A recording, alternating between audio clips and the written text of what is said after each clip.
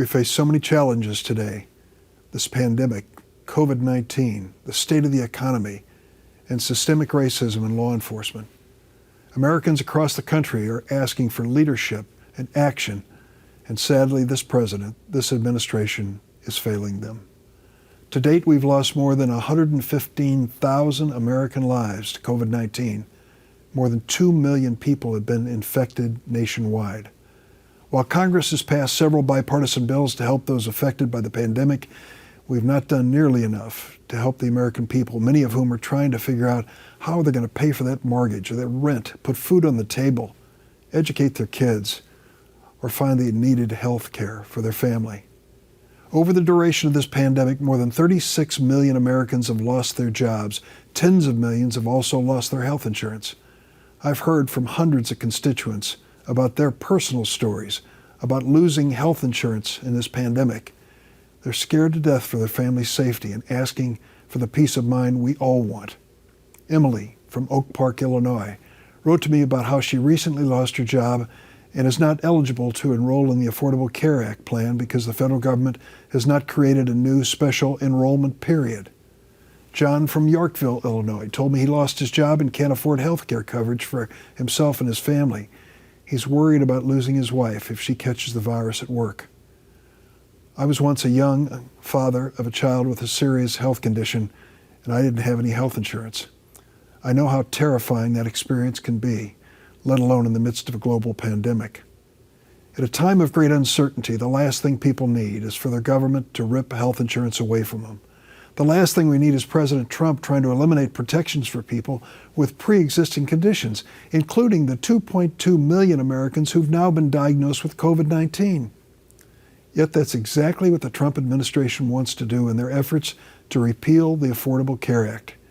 After years and years of trying and failing to undo the Affordable Care Act in Congress, the Trump administration and Republican officials are fighting in the Supreme Court to strike the law. There's a case pending just across the street from Congress in the Supreme Court right now. It could be handed down any day. And this week, Senate Majority Leader McConnell has scheduled votes on 2 judicial nominees with records of open hostility to the Affordable Care Act.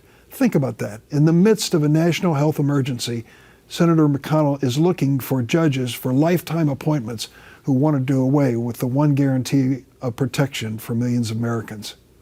The Affordable Care Act has provided 20 million Americans with quality health insurance, protecting people with pre-existing conditions from the abuse of insurance company.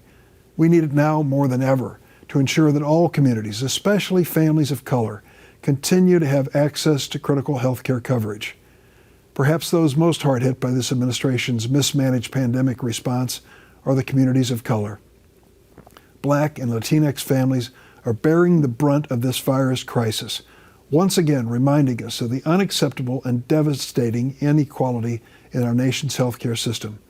It's a system that too often sees communities of color left behind without any health insurance, without access to affordable health care, and with higher rates of chronic conditions.